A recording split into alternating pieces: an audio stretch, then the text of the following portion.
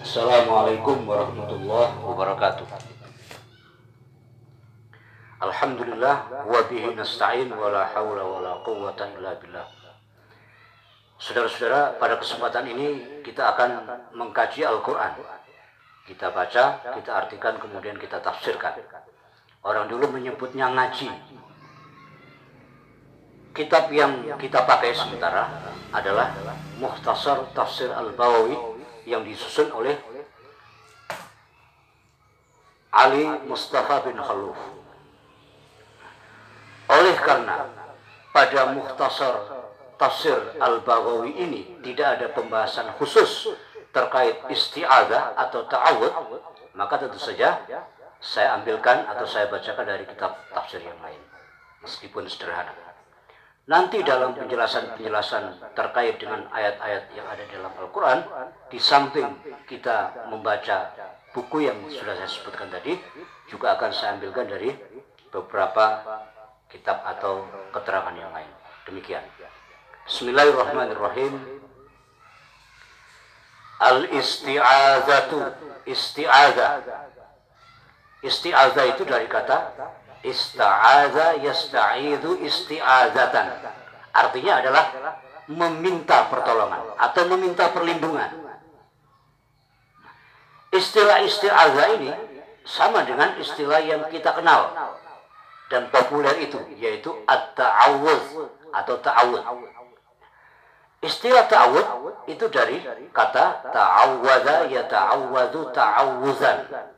Sama saja, maknanya adalah meminta kekuatan, meminta perlindungan, begitu. Baik, nanti kita pakai istilah isti'adzah ataupun ta'awud, itu sama saja. Syara'allahu ta'ala, Allah ta'ala mensyariatkan likulli qari'in lil Qur'anil azimi, bagi tiap-tiap pembaca Al-Qur'anul azim, ayyasta'idza billahi minasyaitonir rajim, agar meminta perlindungan kepada Allah dari godaan dan gangguan syaitan yang terkutuk. Atau dengan kata lain, agar dia membaca ta'awud. Berarti sebelum membaca Al-Quran, Allah mensyariatkan agar berta'awud terlebih dahulu. Begitu maksudnya. Qala subhanahu, Allah subhanahu wa ta'ala berfirman, فَإِذَا قَرَأْتَ الْقُرْآنَ, maka apabila engkau membaca Al-Quran. Hampir keliru terjemahan Jawa ini. Jadi, maka apabila engkau hendak membaca Al-Quran, fasta'id billahi minasyaitonir rajim, maka mintalah perlindungan kepada Allah dari godaan syaitan yang terkutuk. Atau dengan kata lain, bacalah ta'awud sebelum kalian membaca Al-Quran, agar kita semua terlindung dari godaan dan reridu syaitan itu. Gitu. Zalika, yang demikian itu. Kenapa? Li'annal Qur'anal Karim, karena sesungguhnya Al-Qur'anul Karim itu adalah hidayatul linnas, menjadi hidayah atau merupakan hidayah bagi manusia, wa syifa'un lima fis suduri, dan menjadi syifa atau penawar bagi sesuatu yang ada di dada-dada. Maksudnya adalah Quran itu menjadi pengobat penyakit yang ada di dada-dada ini, penyakit hati istilahnya. Kemudian wasyaitanu, sedangkan setan itu dan setan itu adalah sababus syururi wadzalalati, adalah merupakan sebab semua keburukan dan sebab semua kesesatan. Oleh karena itu, maka kemudian fa'amarallahu subhanahu, Allah subhanahu wa ta'ala memerintahkan kulla qari'in lil Qur'ani, kulla qari'in lil Qur'ani, kepada tiap-tiap pembaca Quran, begitu gampangnya. Memerintahkan apa?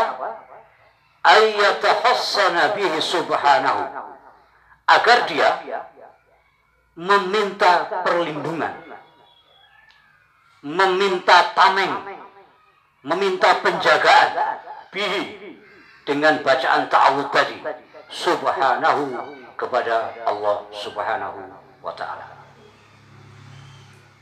minas syaitanir rajim, dari godaan atau gangguan syaitan yang terkutuk. Di samping itu, wawasawisi juga meminta perlindungan kepada Allah dari semua waswisnya, semua hembusan dari setan yang dapat menjadikan kita ini semua waswas. Wahisbi juga meminta perlindungan kepada Allah dari kelompoknya setan. Kelompoknya setan itu ya setan dan konco-konconya, berarti begitu.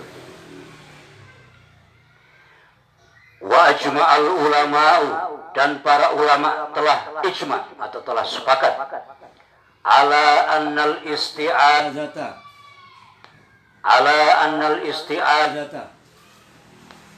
sesungguhnya isti'adzah itu atau ta'awud itu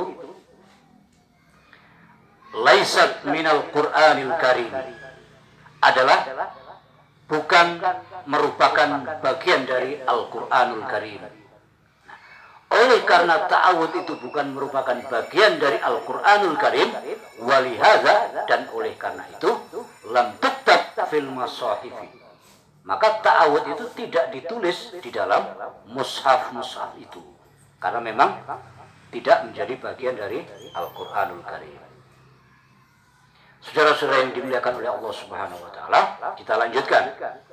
Wa makna a'udzubillah, dan makna a'udzubillah itu adalah sama dengan astajir. Astajir itu maknanya sama dengan ista'ana, berarti meminta pertolongan. Juga dengan arti wa altaji'u, dan aku meminta perlindungan. Sama saja sebenarnya hakikatnya. Wa a'tasimu, dan aku meminta penjagaan, minta disikapi gitu. Wa atahassanu billahi wahdah, dan aku minta dijaga oleh Allah Subhanahu wa taala semata. Jadi dengan kata lain, a'udzubillah itu adalah dengan pengertian aku meminta pertolongan, meminta perlindungan, meminta penjagaan, meminta sikap hanya kepada Allah Subhanahu wa taala. Dari apa? Minas syaitan, yaitu dari syaitan. Apa maksudnya? Ai min kulli atin mutamarridin minal jinni wal insi, yaitu dari semua atin, dari semua kesombongan, keangkuhan, mutamarridin, juga kedurhakaan, minal jinni wal insi, baik dari kalangan jin ataupun dari kalangan manusia. Yusrifuni an ta'ati rabbi, agar tidak memalingkan aku dari ketaatan kepada Tuhanku. Maksudnya dengan membaca ta'awud tadi itu, agar Allah kemudian menjaga kita semua dari gangguan setan, dari godaan setan, supaya setan termasuk konco-konconya tadi itu tidak dapat memalingkan kita dari ketaatan kita kepada Allah Subhanahu wa taala. Wa tilawati kitabihi, wa tilawati kitabihi, juga agar kita tidak terpalingkan dari dari kesukaan dan kesenangan membaca kitabullah. Kemudian ar-rajim. Ar-rajim itu adalah ay al-matrudu minal khairi kulli, yaitu yang terbuang dari semua kebaikan. Jadi yang terusir dari kebaikan apapun, yang tertolak dari kebaikan apapun. Dengan kata lain, setan itu sama sekali tidak ada baiknya. Atau dengan kata lain pula, bahwa setiap keburukan itu adalah setan, dan setiap keburukan itu adalah dari setan, bukan dari yang lain. Saudara-saudara yang berbahagia, jadi dengan demikian bahwa sebelum kita membaca Al-Quran, Allah mensyariatkan atau Allah memerintahkan agar kita semua membaca isti'adzah atau membaca ta'awudz, agar kita terlindung dari godaan dan gangguan syaitan, juga konco-konconya yang terkutuk itu. Demikian. Lalu saudara-saudara, kita masuk pada pembahasan kita, yaitu tentu saja dimulai dari surah Al-Fatihah.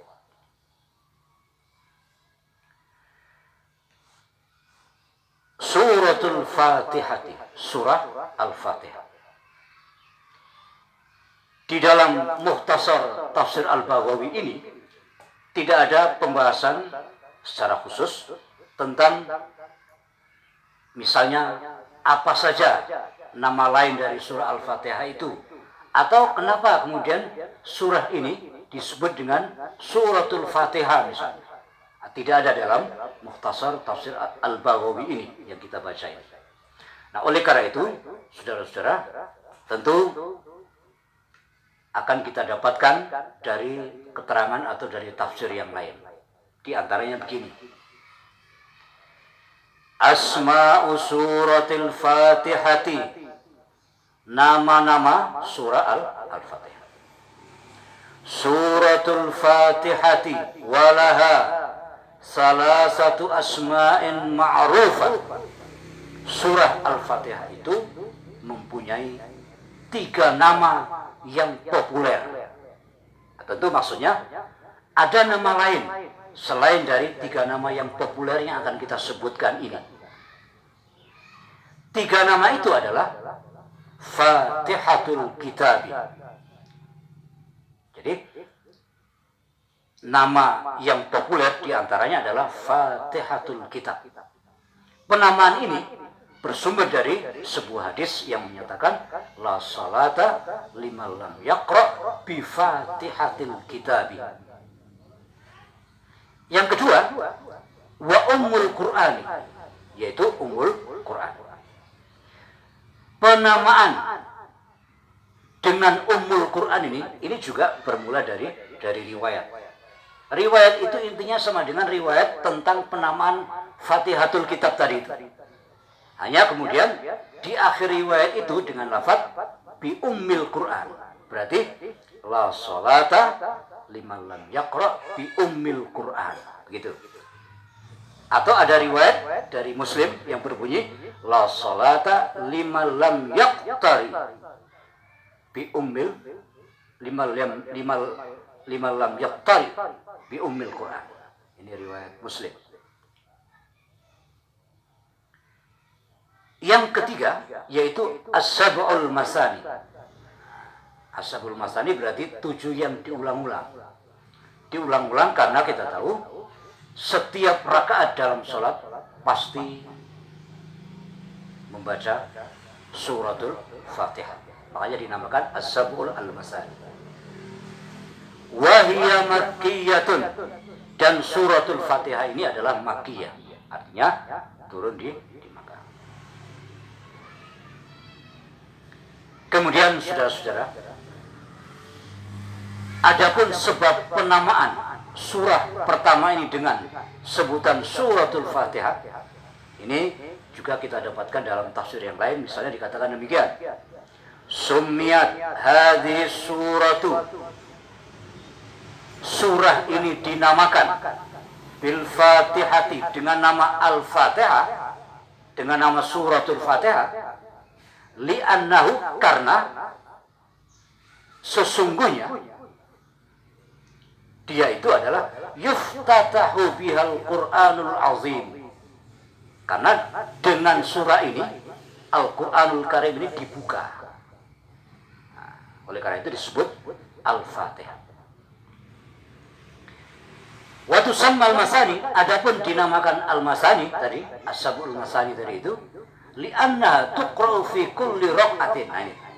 Karena sesungguhnya surah Fatihah tadi itu dibaca tiap kali rakaat atau setiap rakaat. Walaha asma'un ukhra, dan dia surah Al-Fatihah ini masih mempunyai nama-nama lain selain dari 3 nama yang populer tadi yang sudah kita sebutkan itu. Saudara-saudara yang dimuliakan oleh Allah Subhanahu wa taala, setelah kita membicarakan tentang nama-nama berikut sebab penamaan dari suratul Fatihah ini, kemudian kita masuk dalam pembahasan surah Al-Fatihah ini sendiri.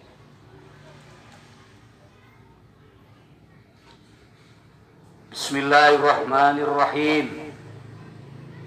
Bismillahi, dengan menyebut asma Allah. Ar-Rahmani, zat yang maha pengasih. Ar-Rahimi, lagi maha penyayang. Kalau orang-orang tua dulu menerjemahkan begini, sekedar supaya tahu. Bismillahi, kelawan nyebut kaluhurane Allah. Nah, begitu. Artinya dengan menyebut nama Allah yang maha luhur itu, yang maha mulia itu, gitu. Ar-Rahman, tur maha welas, juga Ar-Rahim, tur maha asih. Maksudnya maha pengasih lagi maha penyayang, sama saja sebenarnya. Nah, kita lihat penjelasannya dalam tafsir. Bismillah. Al-ba'u, ba, maksudnya ba yang ada dalam kata bis itu, bi itu, bismi itu. Itu adalah adatun, merupakan alat, atau katakan bahasa gampangnya merupakan huruf, gitu, boleh. Takhfidhu ma ba'daha, yang fungsinya adalah memajrurkan isim sesudahnya. Nah, di sini kita lihat setelah bi tadi, kemudian bacaannya mi. Nah, makanya bismi. Nah, jadi maksudnya gampangnya itu mengkasrohkan ismi, makanya menjadi bismi, gitu. Mithlu, misalnya min, misalnya huruf min, artinya dalam bahasa Arab huruf min itu juga nanti fungsinya mengkasrohkan, begitu gampangnya lah, mengkasrohkan isim, begitu gampang. Sudah. Wal muta'alliqu bihil ba'u, sementara yang terkait dengan ba ini dalam tafsir lain dikatakan begini, bukan sekedar ba-nya. Dalam tafsir lain dikatakan al-jar wal majrur muta'alliqan bi fi'lin mahzufin. Nah, maksudnya begini. Jar majrur itu maksudnya dalam konteks ini berarti kata bismi atau bismillah, ada yang menyebut begitu. Itu adalah ada keterkaitan dengan kalimat lain yang tidak disebut. Ada keterkaitan dengan kalimat lain yang dibuang. Ya sebenarnya kalau kita mau pakai bahasa yang enak, ada keterkaitan dengan kalimat lain yang tidak disebut di dalam lafaz ini. Nah, begitu maksudnya. Jadi kembali kepada bacaan ini, wal muta'alliqu bihil ba'u mahzufun, dan yang terkait dengan ba ini itu mahzuf, itu dibuang, maksudnya tidak disebut di sini. Lidalalatil kalami alaih, karena adanya penunjukan kalimat terhadapnya. Maksudnya begini, jadi ada indikasi yang menunjukkan bahwa ada kalimat lain yang tidak disebut secara sharih dalam sebutan bismillah ini, begitu maksudnya. Karena kita tahu begini, ini sedikit sebagai tambahan, huruf ba, apa yang disebut dengan huruf ba yang asli itu. Jadi huruf ba itu ada dua. Ada ba itu jar yang asli. Jar yang asli itu adalah huruf jar, huruf ba yang fungsinya sebagai jar itu, yang maksudnya adalah ma yadullu ala ma'nahu.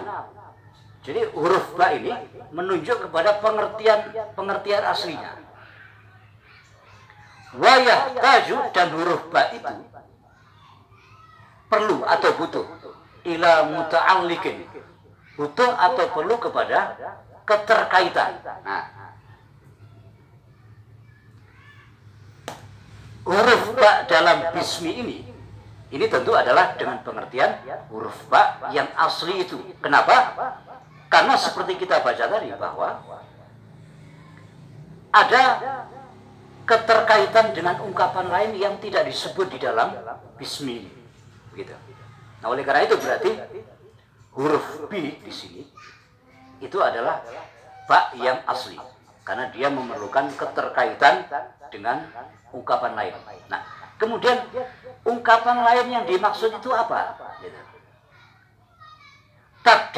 Takdirnya adalah abda'u bismillahi. Abda'u itu artinya aku memulai bismillah dengan menyebut asma Allah. Atau takdirnya kul bismillah. Nah, jadi takdir lainnya adalah katakan dengan membaca bismillah. Saudara-saudara yang berbahagia, jadi dengan gampang, dengan kata lain, dengan kalimat yang sederhana dapat kita terangkan begini. Jadi ada kalimat lain yang tidak disebut di sini, yang kalau kita lengkapi itu bisa begini, bisa seperti yang disebut di kitab ini, abda'u bismillah. Berarti aku memulai dengan membaca basmalah. Di tafsir lain dikatakan abtadi'u bismillah. Maknanya sama saja, yaitu aku memulai dengan membaca basmalah. Atau tadi kul bismillah, katakan bismillah. Maksudnya bacalah bismillah, begitu. Itu maksudnya. Saudara-saudara yang dimuliakan oleh Allah Subhanahu wa taala. Kemudian Allah. Jadi setelah bismi tadi ada lafzul jalalah yaitu Allah. Huwa ismu alamin. Lafzul jalalah atau lafaz Allah ini, begitu maksudnya, itu adalah isim alam. Jadi maksudnya nama diri, nama suatu zat, Rabbul Alamin, gitu. Yang nama itu khusun lillahi azza wa jalla. Nama itu khusus kepunyaan Allah azza wa jalla. Jadi maksudnya tidak boleh kemudian makhluknya ini diberi nama dengan nama Allah. Jadi misalnya ada seorang anak laki-laki diberi nama Allah, sehingga panggilannya hei Allah, begitu. Nah, itu tidak boleh. Bolehnya kalau ada seperti yang dikatakan oleh hadis itu ma'ubida atau humida. Ma'ubida itu maksudnya sebelumnya didahului oleh kata abdun. Nah, jadi berarti misalnya Abdullah, itu baru boleh, karena artinya berarti hamba Allah, bukan Allah itu sendiri, gitu. Wahua, dan Allah itu, ini menurut pendapat ini ya, karena sebenarnya ada pendapat lain yang menyatakan bahwa lafzul jalalah atau Allah itu, gitu namanya, itu merupakan sudah satu nama. Jadi dia tidak terbentuk dari kata lain, gitu. Artinya bukan merupakan nama bentukan, sudah begitu ya Allah itu, gitu. Tapi di sini ada penjelasan, nampaknya ini menyatakan bahwa Allah itu katanya wa huwa min aliha ilahatan, ai abada ibadatan. Allah itu dari kata aliha ilahatan yang artinya abada ibadatan. Apa maksudnya? Wa maknahu, dan maknanya annahu, sesungguhnya dia Allah mustahiqun lil ibadati, adalah yang berhak untuk diibadahi, duna ghairihi, bukan yang lainnya. Gitu. Saudara-saudara yang dimuliakan oleh Allah Subhanahu wa taala.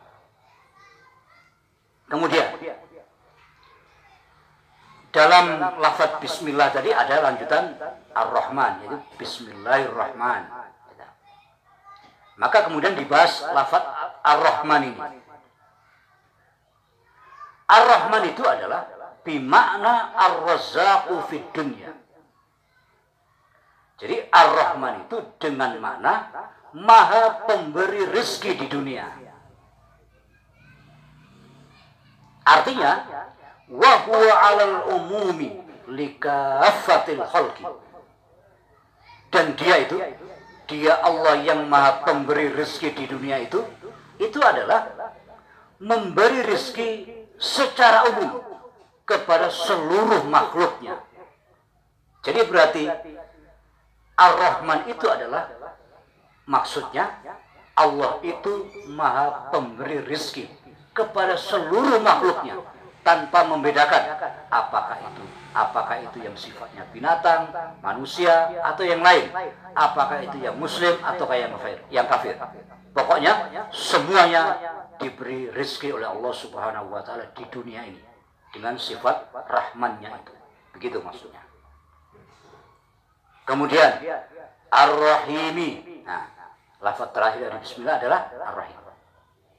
Ar-Rahimi bimakna al-mu'afi fil akhirati, yang memberi maaf di akhirat.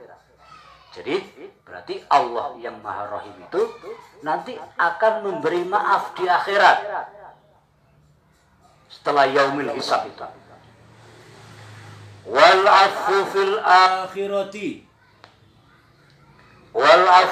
akhirati,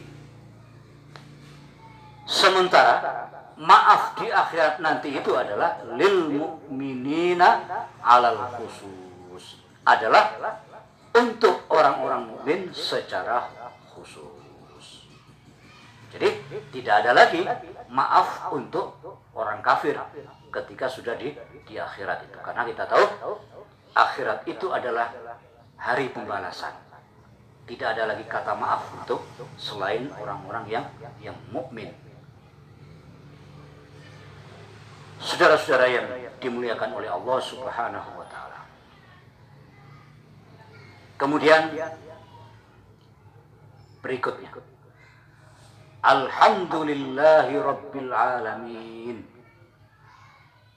Alhamdulillah, segala puji itu lillahi, adalah kepunyaan Allah Rabbil alamin, Rabb atau Tuhan bagi seluruh alam raya. Orang terdahulu mengartikan begini, alhamdulillah utawi sekabianing puji lillahi iku kagungane Allah Subhanahu wa taala, Rabbil alamin kang mengirani alam kabeh. Begitu, sekedar tahu saja. Jadi berarti pembahasan berikutnya adalah tentang alhamdulillah. Dalam tafsir ini dikatakan atau dijelaskan, lafzuhu khabarun. Kalimat atau lafaz alhamdulillah tadi itu adalah merupakan kalimat khabariyah. Jadi artinya dia memberitahukan, memberitahukan bahwa hakikat segala puja dan puji itu adalah hanya untuk atau hanya milik Allah Subhanahu wa taala. Jadi mengabarkan seperti itu. Ka'annahu, seolah-olah dia yukhbir, menghabarkan annal mustahiq, sesungguhnya yang berhak lil hamdi, bagi segala pujian, itu adalah huwallahu azza wa jalla, adalah hanya Allah azza wa jalla. Jadi seperti itu, seolah-olah seperti itu, seolah-olah ingin memberitahukan bahwa yang berhak untuk mendapatkan segala pujian itu hakikatnya adalah Allah Subhanahu wa ta'ala. Kemudian wa fihi ta'limul khalqi, dan padanya, maksudnya pada lafaz alhamdulillah tadi itu ada pemberitahuan bagi makhluk, ada pemberitahuan bagi, ya tentu manusia ya. Apa pemberitahuannya? Takdirnya, maksudnya begini. Jadi seolah-olah gitu, ketika Allah menyatakan alhamdulillah tadi itu, seolah-olah Allah ingin menyatakan qulu alhamdulillah. Katakan bahwa segala puji itu hanya milik Allah Subhanahu wa ta'ala. Jadi seolah-olah ketika Allah menyatakan alhamdulillah tadi itu adalah ingin menyatakan qulu alhamdulillah. Jadi seolah-olah Allah ingin mengatakan atau ingin menyampaikan, katakan bahwa segala puji itu hanya milik Allah Subhanahu wa ta'ala. Gitu. Selanjutnya, walhamdu, dan pujian itu yakunu bimakna syukri ala ni'mati, juga bisa dengan makna bersyukur terhadap nikmat yang telah diberikan oleh Allah Subhanahu wa ta'ala. Artinya, kalau kita memanjatkan puja dan puji kepada Allah Subhanahu wa ta'ala, itu bisa juga dengan makna bahwa kita bersyukur atas setiap pemberian atau karunia atau nikmat yang telah Allah limpahkan kepada kita semua. Gitu. Wa yakunu bi makna tsana'i alaih, dan juga bisa dengan makna pujian itu sendiri. Saudara-saudara yang berbahagia, dalam tafsir lain dikatakan begini. Jadi ini semacam kesimpulan. Fa kullu hamidin syakirun wa laisa kullu syakirin hamidan. Fa kullu hamidin, maka tiap-tiap yang memuji itu berarti syakirun, berarti bersyukur. Wa laisa kullu syakirin, dan tidaklah tiap-tiap yang bersyukur itu hamidan, itu berarti memuji. Nah, oleh karena itu ada yang menyatakan maka berarti falhamdu,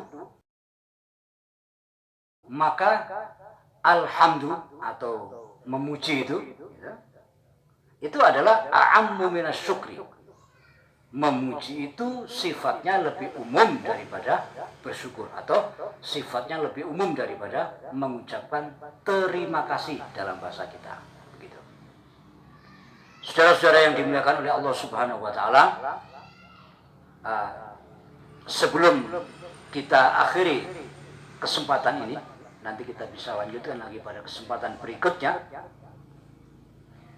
Terkait dengan pujian ini, perlu saya sampaikan bahwa ada dua hadis yang seolah-olah bertentangan. Hadis pertama menyatakan bahwa di riwayat itu dikatakan, idza ra'aitumul maddahin, kalau kamu sekalian melihat pemuji, artinya orang-orang yang suka muji-muji. Nah, ini ada kecenderungan suka memuji atau pemuji karena mencari muka, atau dengan kata lain memuji yang tidak pada tempatnya, ya karena mau mencari muka itu, atau mau menjerumuskan orang.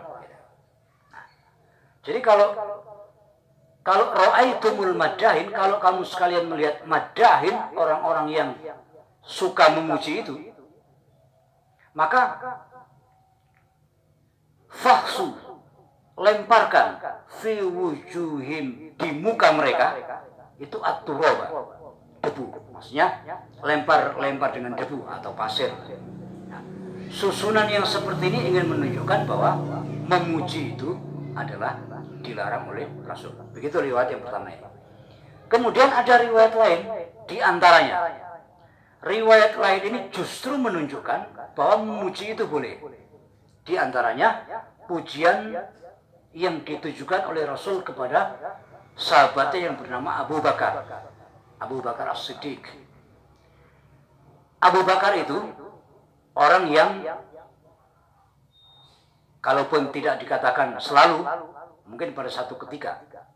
Intinya Abu Bakar kainnya atau celananya, katakan gampangnya, itu sampai menutup mata kaki. Nah, sementara kita kan tahu ada hadis yang menyatakan bahwa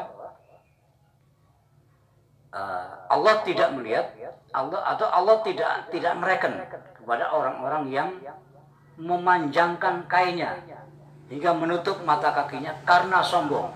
Nah, gitu. Nah, kemudian Abu Bakar memanjangkan kainnya sampai menutup mata kaki.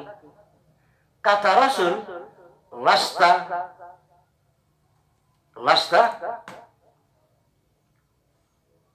Jadi kata Rasul, innaka lasta minhum. Nah, begitu. Sesungguhnya engkau Abu Bakar tidak termasuk mereka. Maksudnya engkau Abu Bakar tidak termasuk mereka yang sombong itu. Ya berarti Rasul ingin memuji bahwa Abu Bakar orang yang tidak termasuk sombong itu, orang baik dia. Gitu. Nah, ini berarti antara riwayat yang pertama tadi dengan riwayat ini seolah-olah bertentangan. Gitu. Nah, riwayat yang seolah-olah bertentangan ini dapat kita dudukkan sebagaimana penjelasan Imam Nawawi dalam syarah Sahih Muslim. Jadi dalam syarah Sahih Muslim itu Imam Nawawi menyatakan bahwa wa amma man la yakhafu alaihi dzalika likamali taqwahu wa rusukhi aqlihi wa ma'rifatihi fala nahya fi madhi fi wajhihi. Adapun kepada orang yang tidak dikhawatirkan terjerumus, maksudnya tidak dikhawatirkan bisa sombong, bisa angkuh, bisa terjerumus dan seterusnya. Orang yang tidak terpengaruh karena pujian tadi itu adalah likamali taqwa, karena memang orang itu bertakwa, karena sempurna takwanya itu. Atau karena rusuhu akli, karena kekuatan akalnya, atau ma'rifat ya, atau ilmunya. Maksudnya orang yang akil, orang yang akalnya baik, di samping ilmunya juga baik. Kepada mereka ini fala nahya fi madhi, tidak terlarang memujinya, fi wajhihi, meskipun langsung di depannya. Nah, jadi berarti dengan kata lain, Rasul melarang memuji tadi itu adalah memang kalau sifatnya pujian itu adalah dapat menjerumuskan orang yang dipuji itu.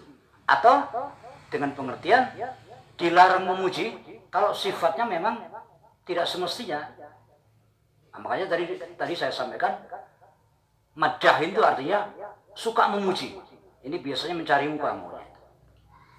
Tetapi kalau kemudian tidak menyebabkan orang yang dipuji itu berubah dan tidak madahin, tidak mencari muka, kata-kata namanya, tidak ada masalah. Sebagaimana yang dijelaskan oleh Imam Nawawi dalam syarah Sahih Muslim.